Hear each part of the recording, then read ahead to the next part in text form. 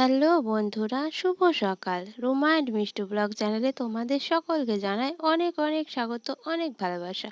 কেমন আছো তোমরা সবাই? আশা করছি যে যেখান থেকে আমার এই ব্লগটিকে দেখছো সবাই সুস্থ আছো, সবাই ভালো আছো। আমিও খুব ভালো আছি তোমাদের ভালোবাসা এবং আশীর্বাদে। তো দেখো, নতুন একটা ব্লগ তোমাদেরকে সঙ্গে নিয়ে শুরু করছি। তো আজকের ব্লগটি তোমরা দেখতে থাকো, আর যদি ভালো লাগে তো চ্যানেলটিকে সাবস্ক্রাইব করো, ভিডিওটিতে লাইক করো, কমেন্ট করো। তো চলো, দেখো আমি সকালবেলায় চলে এসেছি বিছানা গুছোতে।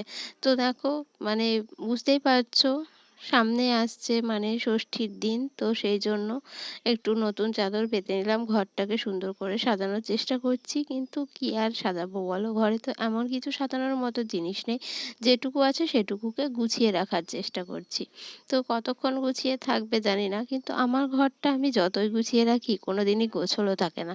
কেননা ওই যে অগোছালো একটা বিখ্যাত লোক বলতে পারো, তো আমার বর, তো ঘরদোর অগোছালো করতে খুব ভালোবাসে। তার সাথে তো আসছে একটা দোসর, আমার মেয়ে। তো দুজন মিলে খুব ভালোই পারে ঘরগুলো অগোছালো করতে। এই বিছানাটা এখন সার্ট করে পেতে রাখলাম, একটু পরেই দেখবে এই বিছানাটা আর এরকম নেই। তো মানে কোথাকার জিনিস যে কোথায় গেছে কিছু ঠিক থাকবে না। তো চলো দেখো, তারপর বিছানার চাদরটা আমার পাতা হয়ে গেছে তোমাদের সঙ্গে কথা বলতে বলতে। তো পেতে এখন দেখো বালিশের কভারগুলো একটু ঠিক করে নেবো। তো রাত্রিবেলা যেহেতু মানে বালিশগুলো মাথায় দেওয়া হয়েছিল, তো সেই জন্য দেখো বালিশগুলো তাই জড়ো হয়ে গেছে, আবার একদিকে হয়ে গেছে, কেমন হয়ে গেছে। তো সেটা আমি এখন শার্ট করে দিলাম ভিতরটা, না হলে কেমন একটা লাগে।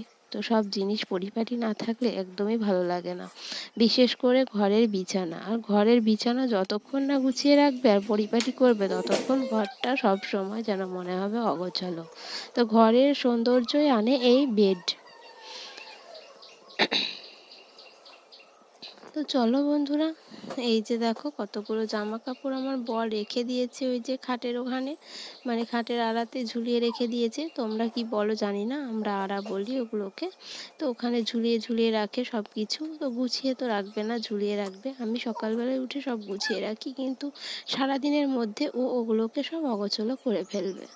তো দেখো সেগুলো আমি একটু ভাঁজ করে রাখছি। তো চলো তোমরা আমার সঙ্গে থাকো। আর আমার গলাটা জানো তো বারে বারে কেমন একটা হয়ে যাচ্ছে, মানে ঠান্ডা লেগেছে, তো তো গলাটার স্বর বসে যাচ্ছে বারে বারে। তো গলাটা হয়তো অন্যরকম শোনাবে, তোমরা ভেবো না যে ভয়েসের মধ্যে অন্য কেউ ভয়েস দিয়ে ফেলছে, কি কথাগুলো অন্যরকম শোনাচ্ছে কেন।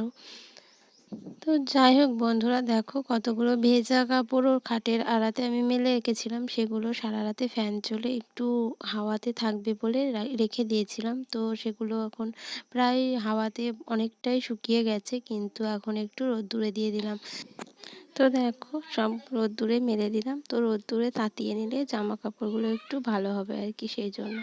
তো তারপর দেখো কতগুলো চায়ের বাসন ছিল, সেগুলো আমি নামিয়ে ধুতে বসে গেলাম। তো সেই চায়ের বাসন কটা আমি এখন ধুয়ে নেব।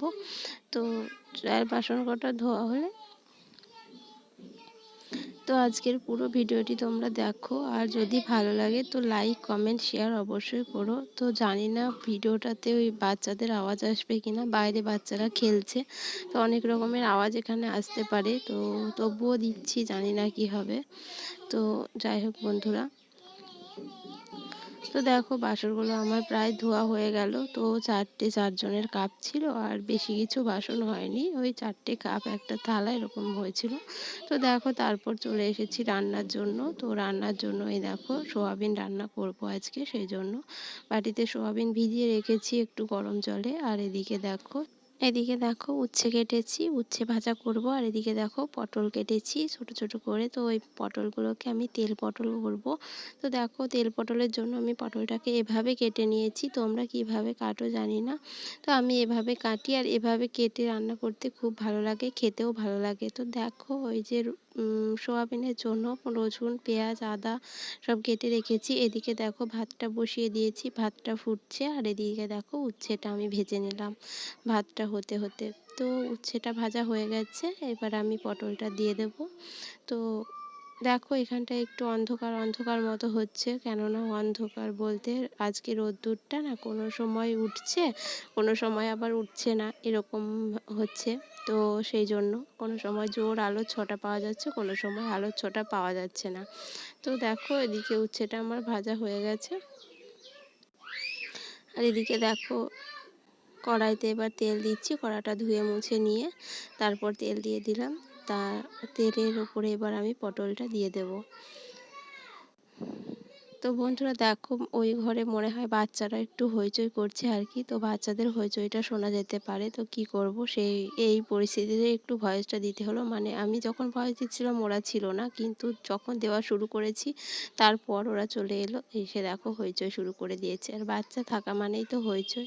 তো জানি না কি হবে। তো আমার ভিডিওয়ে আমি কোনো মিউজিক দিই না, কিছু দিই না। যদি কোনো দিনও মিউজিক দিই তো চলে আসে কপিরাইট।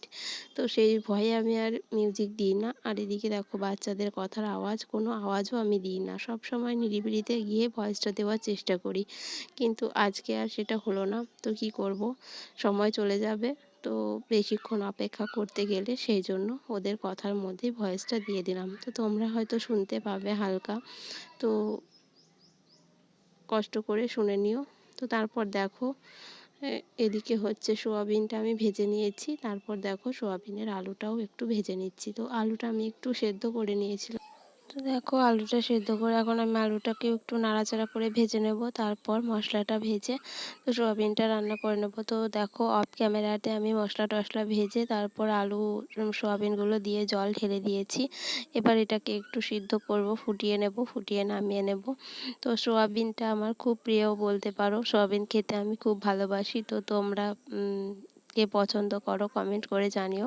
আমার তো খুব পছন্দের একটা জিনিস, কিন্তু আমাদের বাড়িতে আবার কেউ খায় না, মানে আমার বর আমার শাশুড়ি মা কেউ খেতে চায় না।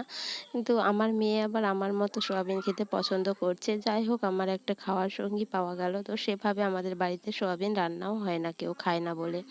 তো তারপর দেখো সোয়াবিনটা আমি ঢেলে নিলাম, রান্না হয়ে গেছে। তো কেমন হয়েছে কমেন্ট করে জানিও। তো দেখো তরকারিটা আমি নামিয়ে নিলাম, আর তেজপাতা ফোড়নে দিয়েছিলাম।